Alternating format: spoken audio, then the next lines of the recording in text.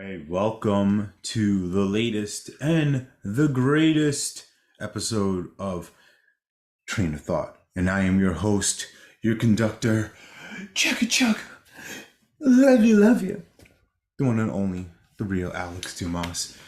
And pleased to present this episode for the month, right? We are at the end of September and we're getting rocking and rolling with this new season, this fall, autumn, and what I have to share with you today hopefully will make an impact for you. So before we do any of that, we talk about any of those things, make sure you subscribe to the Wake Up with Giants TV network.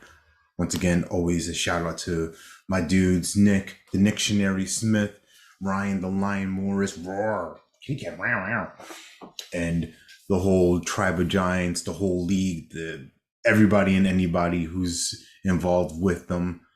Love y'all, appreciate y'all, and make sure that you who are watching get connected not only with me, but the other powerhouses that are in this network, that are in this community, because there's so much more beyond me that may be useful for you.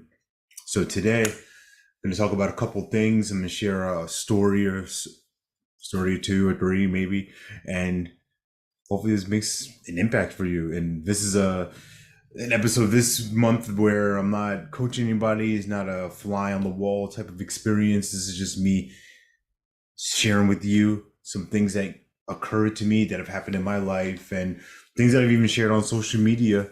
But I think in this setting, it makes sense to just kind of condense it and put it together in this nice little package. So episode today is all about 19 seconds.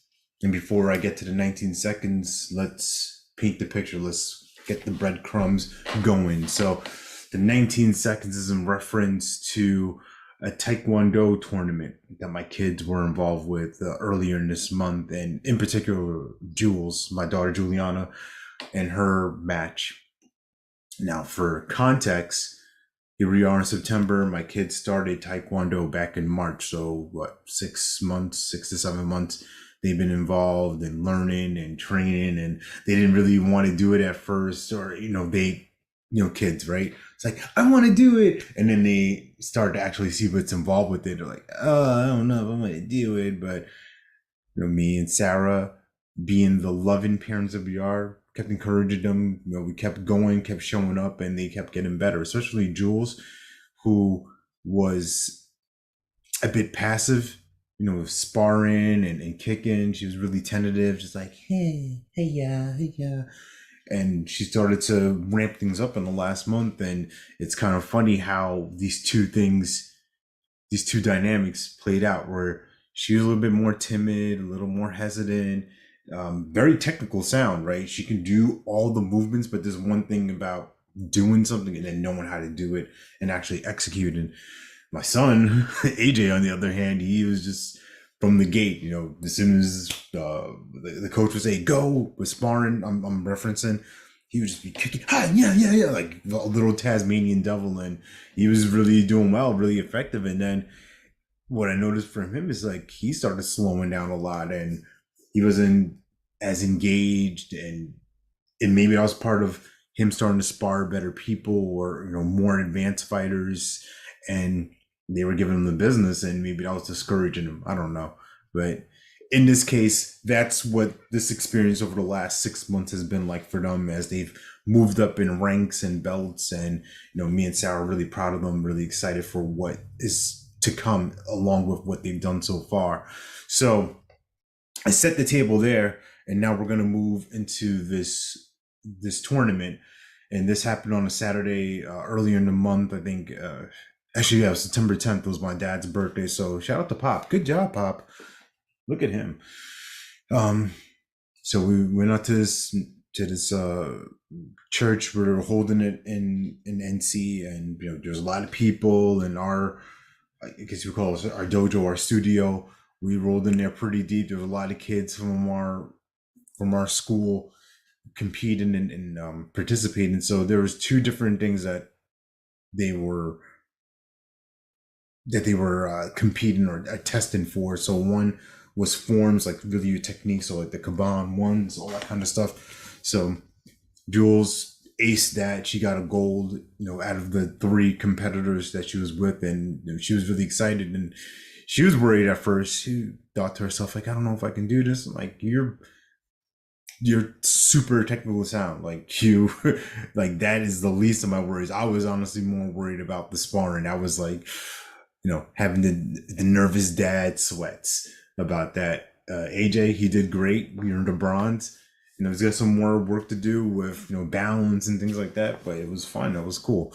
And, he was a little bit discouraged. He's like, how wanted gold? He's a competitive kid. I wonder where he gets that from. Anyway, so that was the first part of the experience. That was the first thing in the morning, and just everybody doing that. So that was the first test. Then later on, they got into the actual sparring competitions, and AJ's matches were first. Well, his match, he wound up losing that match, but I'm super proud of him because he fought to the end. He was getting outclassed. He was getting outpointed, but he didn't give up. He didn't surrender. He didn't submit, and he just continued to keep trying, keep fighting, listening to the coach. Me and Sarah and his other friends and teammates were cheering him on, trying to uplift him and bring out what we've seen already out of him. That really tenacious, ferocious guy. But like I said, leading into it, right, the preparation, he was starting to fall off. He wasn't taking things as serious. And I know this is like the ironic part, like me, like fun guy, take things serious. But what I mean by serious is he wasn't really executing and sparring. It was just kind of going through the motions. And I did my best to help him understand that the way you train, the way you practice is the way you're going to show up. So it's a lesson that he learned in that tournament, and hopefully he has been since that's happened. He's definitely stepped it up a bit. So some more work to do for him, and I'm excited for his improvement. So now moving on to Jules' match. So right before her match, she was sitting like kind of to the side. They had the kids. I'm trying to do a visual of this. Like, all right, so here's the square ring, whatever, and then on the outside, her and like the other kids who were coming up. It was kind of like, think of it like a bench, right? They're like, you get on the mat next. So she's sitting there and crisscross applesauce, and during this match, these two girls are going at it, and one girl's giving this other girl the business. I mean, it wasn't pretty. This girl was getting worked. Anyway, the girl who was getting worked over wound up stepping on Juliana's ankle, and Jules was hurt for a second, and I was like maybe a seat or two behind, in the chairs, and I'd run over, tend to her, check on her, and I definitely had the moment of panic of, oh my goodness, like I didn't think it was broken, I didn't think anything was serious, but I was also definitely concerned that she may not be able to fight. Like, I know she's been looking forward to this. Her match was like the one or two next matches coming up, so like how horrible would it be for her not to train, prepare so much, and then not be able to compete because of this unfortunate accident, right? But she shook it off. She just walked it off and figured out a way to get through it. And it wasn't too badly hurt. She can bend it, all these different things. So she regrouped. She got her composure back. And sidebar with that, in the middle of all of that happening, in like there's one mat here, then like to my right there was another match going on with adults, and this one guy got laid out flat, like flatlined, timber. Like, I didn't see the knockout because I was watching Jules. All I heard was I'll look over, and dude's on the way down, knocked out.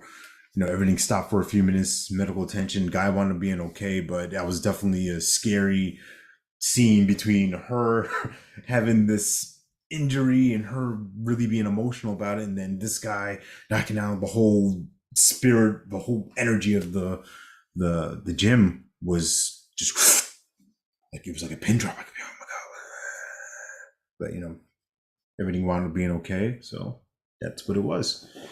Anywho, so it was time for Juliana's match, right? We're fast forwarding now, and she's facing off against a boy, and me and Sarah gave her a thumbs up because there was no other girls like in her age range or weight class, whatever that she could have fought. So she had to fight this boy, and it was a really intense match. I think she had won the first round. I don't remember. All I really remember is the third round. I'm going to talk more about that in a second. But either way, she was doing her thing. He did his thing. He got some good kicks in. She got good kicks in. And it was 1-1 at the end of these two rounds. And then heading into the third round, this is it. Winner take all, kill or be killed kind of moment. And what happened in that round was absolutely miraculous in the sense of what Jules had to find out about herself and what she discovered about herself. So my voice is starting to get hoarse because I've been screaming for like for 2 minutes. These are 1 minute rounds, so we're getting into it, and her and the boy are fighting. They're doing their thing, and through there was probably like through part of it, I could see her like starting to slow down a little bit, but she had started to build up a lead too.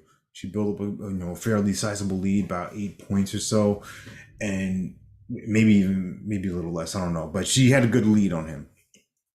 And then there was like a little break in the action, and it was like at the 19-second mark, and something happened. I think the kid had to fix his equipment or something like that. Whatever. Either way, Jules just had this look on her face that she was done. She was just tired. She was wiped out. She was ready to quit. She was ready to submit.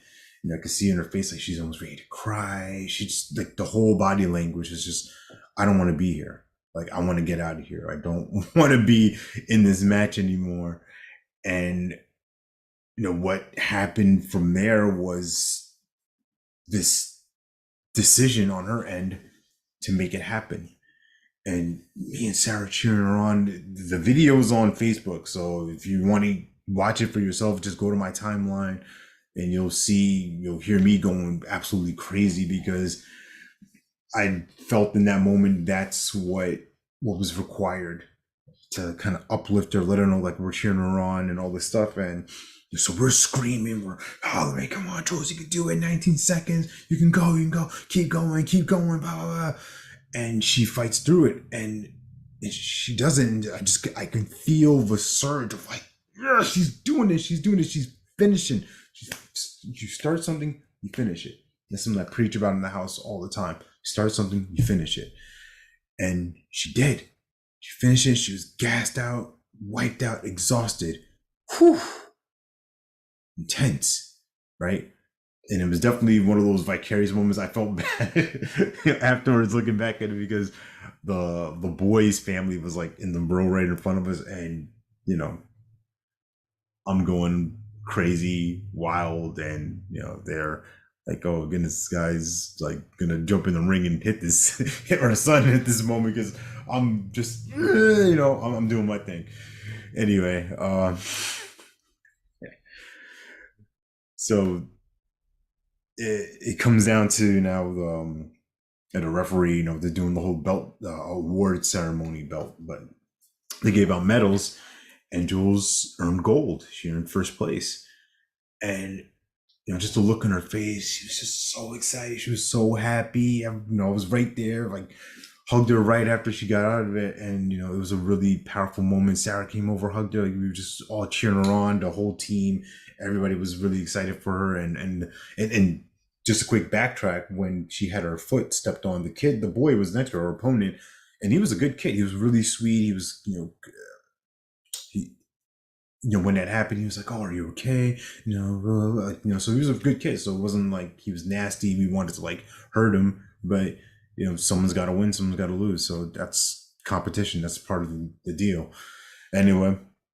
So we're celebrating, taking pictures. She's got her 2 gold medals. Like, it's just a really fun time. And we went out to get some ice cream and stuff like that to reward both of them for doing so well. And, through, on that walk back to the car, leaving the facility after watching a couple more matches, I was just talking to her like, you know what you discovered about yourself, right? You found a way to do something you didn't think you could do. And this is what I was so excited about when they decided they want to do taekwondo, because I knew that even though it comes from inside, right, everything is already available to us inside of us. In this context, there was something external that needed to happen. She needed that resistance on the outside, and she needed to find something inside of herself to to create a way, to create herself to be someone that starts something that finishes. And I didn't care about the gold medal. Like, that's just the icing on the cake. That's, the win. That's awesome. Woohoo. But the win she found for herself, the win of, wow, I can rely on myself.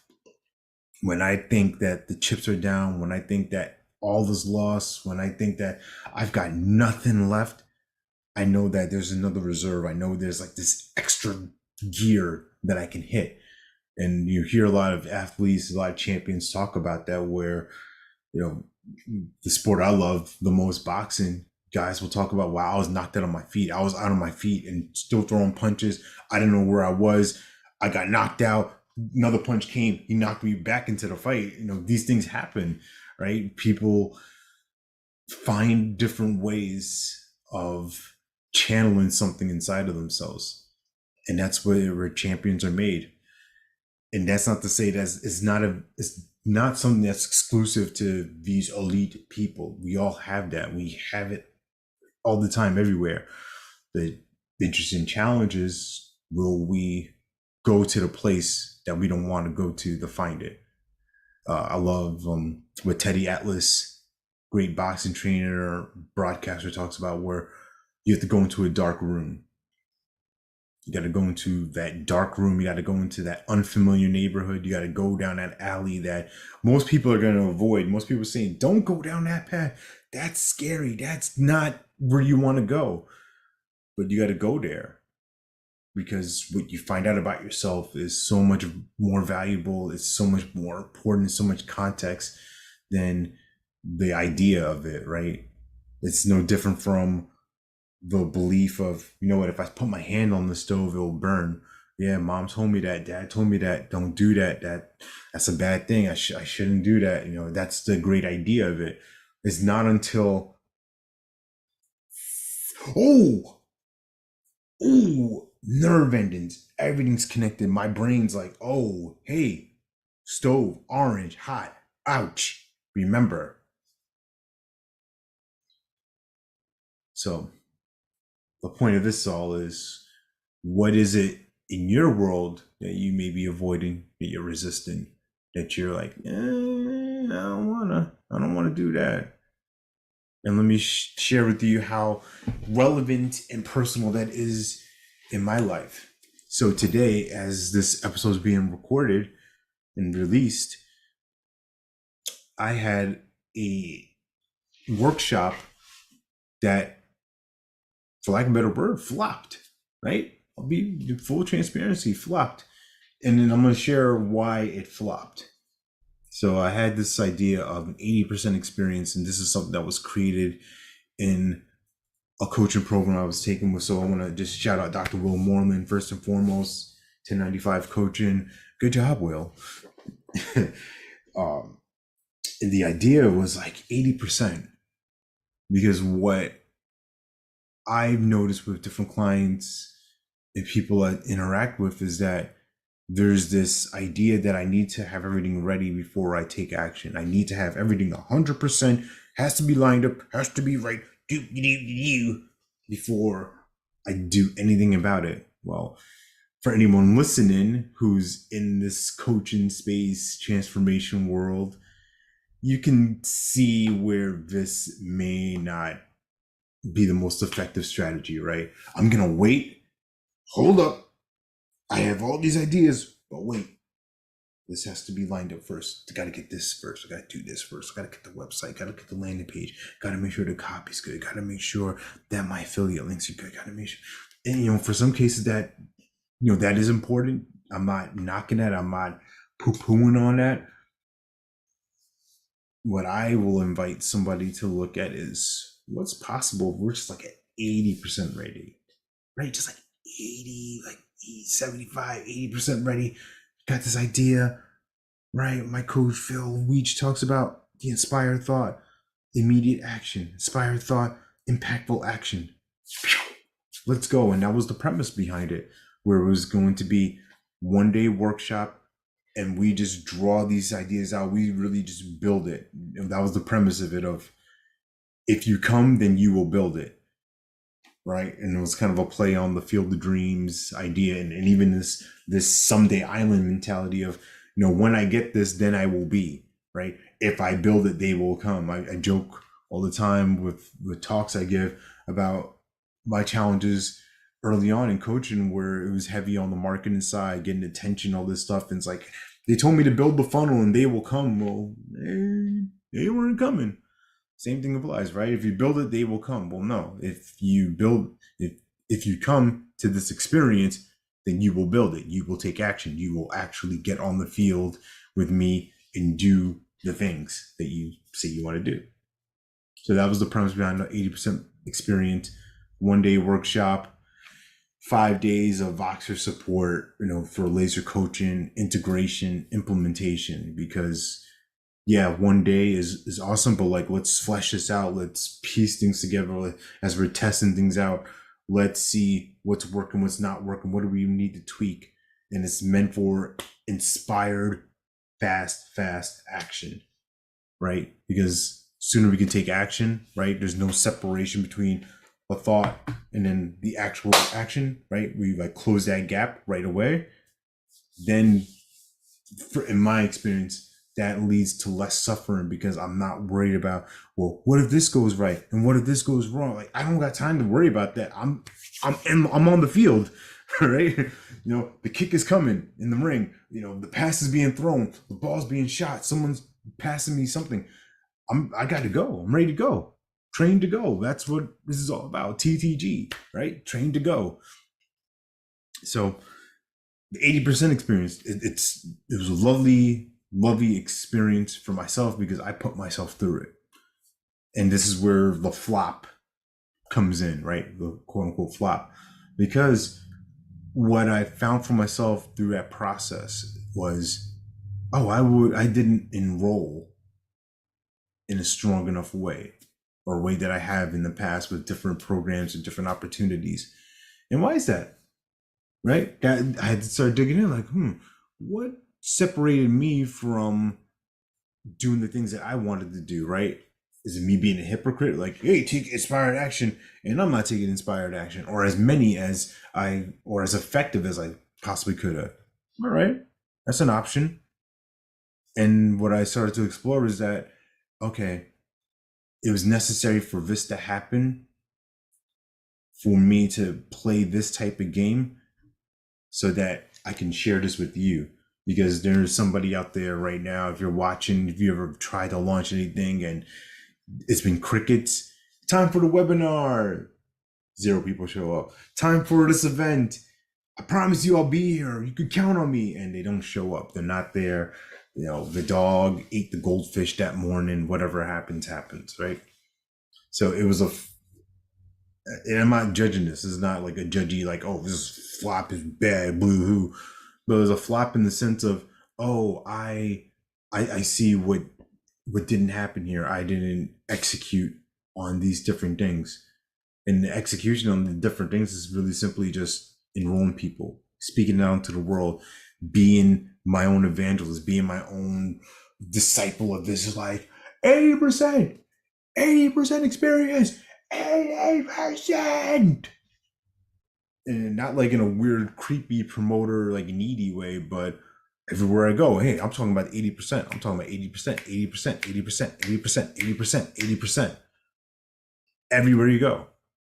And it was such a beautiful and valuable lesson for me to see that and recognize that and catch that, because this is exactly what I'm here to help others not experience as well, and not let good people drop off because they see one failure, right? One unsuccessful attempt at something, and then they tuck their tail and like, all right, well, no, this isn't for me. No, it is definitely for you. Now it's the question of what are you committed to doing, and part of this ties into like the other side of the flop mentality or flop experience in this case, and that is for me what I find was I was more committed to looking good, of not putting it out there so much. And if nobody really knows, then there's no harm. There's no bruise to my ego. There's no shame in my game. I can pick my head up and like, man, everything's all good. All right, well, I wanted something to happen and it didn't happen, but it didn't happen because I didn't cause it to happen. I didn't create it to happen. I allowed it to fall from in the ether and get distracted and get into all these different stories of, well, do I want to contact this person? I don't know. Will they? I've already bothered them, already knocked on the door. Knock, knock, knock. I don't want to do it again. And this is the real deal. This is the stuff that happens. But before all that's said and done, having this experience with myself, and it's something I caught from Richard Lippman. He said, if there's something that you ever create and nobody shows up, put yourself through it. Run it as if you were there, and then you can share it with the rest of the world. So this is part of that, what I'm sharing with you, my experience of me. And it's really funny to be with myself in that context of almost these two separate minds of like me as attendee Alex, pen in hand, like, all right, I'm ready to create. And then me, coach, creator, generous listener, and not judgmental with myself. And that was a very interesting experience, because so often if you're like me, where the thoughts we have, they can be really not useful, really ineffective. And then I don't know, this is like, I'm not having like split personalities. Like people are like, are you talking to yourself and you answering? Yeah, to a degree, but play with me for a second. So I got to disturb my own disturbance. That's what I like to call it. With working with somebody or coaching them, like they have disturbances in their head. They have all these thoughts. They have all these ideas, things that aren't serving them, things that aren't effective. And then I come, boom, disturb it. Well, same thing had to happen for me. I'm in here in my own land, right? My own realm, my portal world. And boom, I come with the insights of, well, let's really look at what's true about this. Let's really look at what you really wanted to create. What was it that got in the way? What was it that you were committed to? What was the plan? How did we execute it? All these different things. And it started to just go down the rabbit hole of what I shared before about, I didn't want to look bad about this. I wanted to kind of maintain a safe face. And it's not that I'm not sold out on an idea, but I wasn't fully enrolled myself. I didn't fully get myself into it because I didn't put myself through that full experience. Now that I know how powerful that is for me to do that, I can't wait to help out 3 people do this. And that's what I'm committed to. 3 people. I'm gonna shout this from the mountaintops throughout this week. And if there's somebody who's watching this, who's kind of in that space of, what they can tend to be a bit of a perfectionist.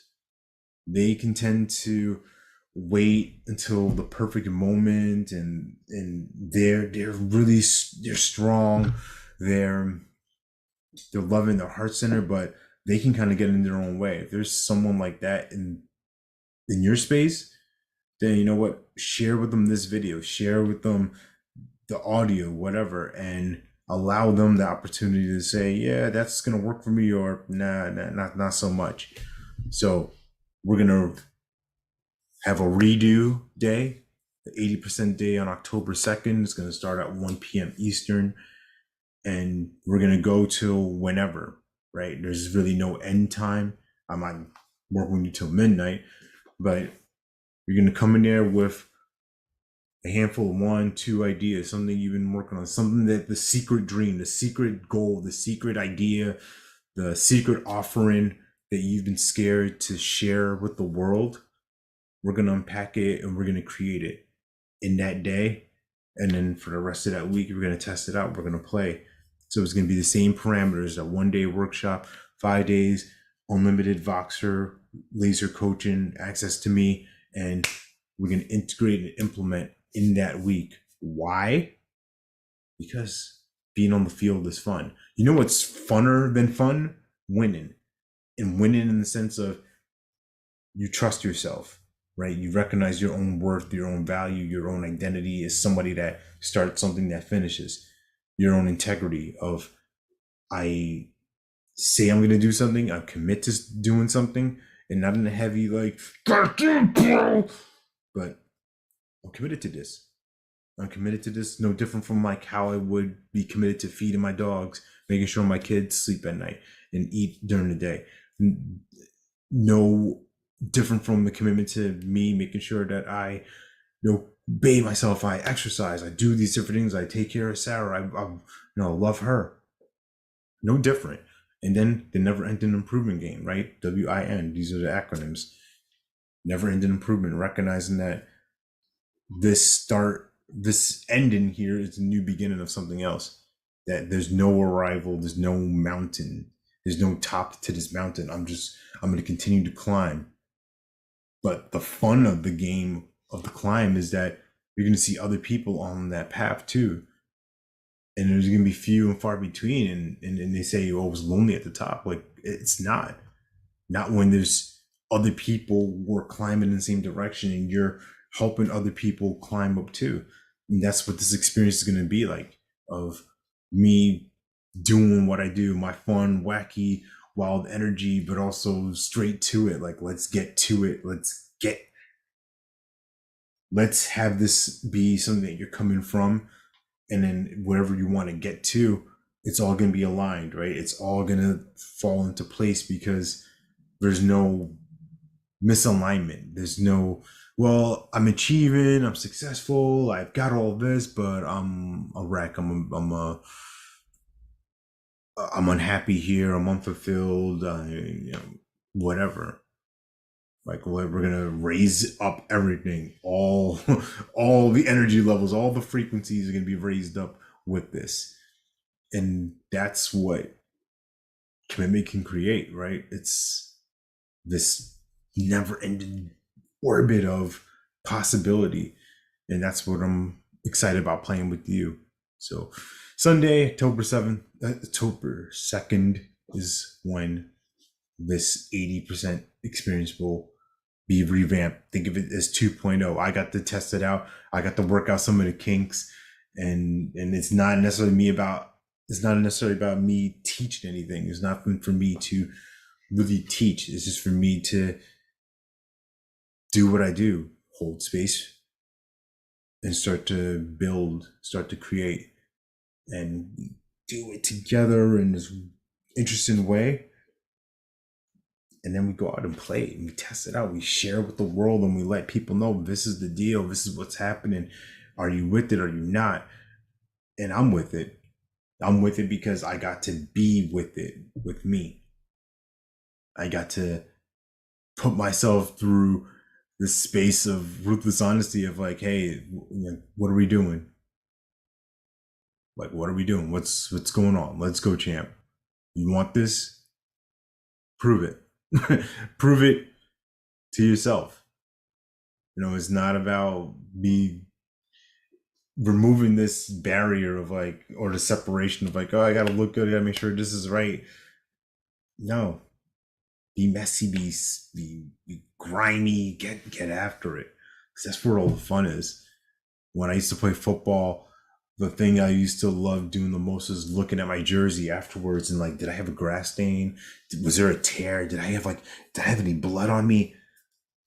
Why? Because I want to know I was playing. I want to know that I was hitting somebody, that I was like actually active and engaged. Same thing with boxing. Well, maybe not so much with boxing. I didn't want to know if I had like a bloody nose or if my lip was swollen or my eye was kind of puffed up. That's not really a great sign, but at least, hey, my brain's rattled. I'm kind of concussed, possibly, but I was out there. I was thrown down. It shows me, all right, this is where I need to protect myself. Throw my hands this way, step out this way. It's the real experience of it, and you can't get that from the theory.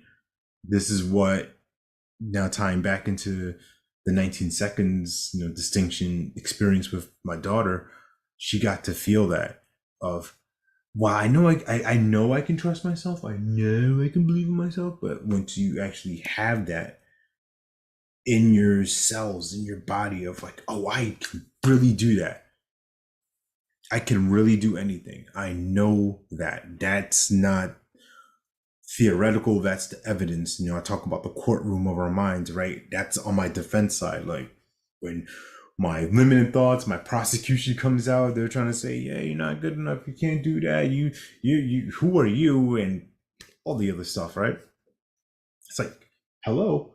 Like I survived a 19-second ordeal in this 1 minute round where I was done, where I was spent. I was ready to quit. I wanted to surrender. I didn't want to be there, but I found a way. Can you find a way? And if you can't, or if you think you can't, let's put it like that, then let's talk. Let's connect. In order to find me on the socials, email me, alex@abundancedaily.com. If you got questions, if you want to like put it out on the for the whole world to see, we'll have a conversation. I'll help and serve and support. So that's what's cracking for next week. 80% experience, the 2.0, October 2nd. I'm going to thank you for watching this. For any of your insights you want to share away. If you know somebody that this episode would be useful and powerful for, share with them, engage with them, let them say yes or no to that. But you get to be the conduit. You get to be the person that's like, this is useful for me. I think this will be useful for you. That's all. And make sure that you are subscribing to the YouTube channel. Make sure you check out the Tribe of Giants on Facebook. Make sure you sign up with Wake Up with Giants TV so you get all the notifications when Nick and Ryan are going live, or the other powerhouse hosts of their different shows are going live, and those episodes are running, because we're a global community. We want to spread this message of people becoming giants and activating the giant already within them, and just sharing that to the world, right? No more small thinking, no more small mindedness. This world's too big for us to play small. So let's be a giant everywhere we go. So that's the name of the game for you. That's the opportunity that lies ahead for you, for all of you. And as I wrap up, I want to remind you that you are born to live your life with abundance. You are the master of your future. You control your freedom, and you have complete dominance of your thoughts, your emotions, and your habits. So this train ride is ended for this month. We'll be back next month with possibly another guest, maybe myself. I don't know what I'm going to do yet, but when I do it, it'll be done, because done is better than perfect. Shout out to my boy John Strasser. Good job, Strasser Fear. And that's it. All right. Chugga chugga. Love you, love you. This train ride's ended.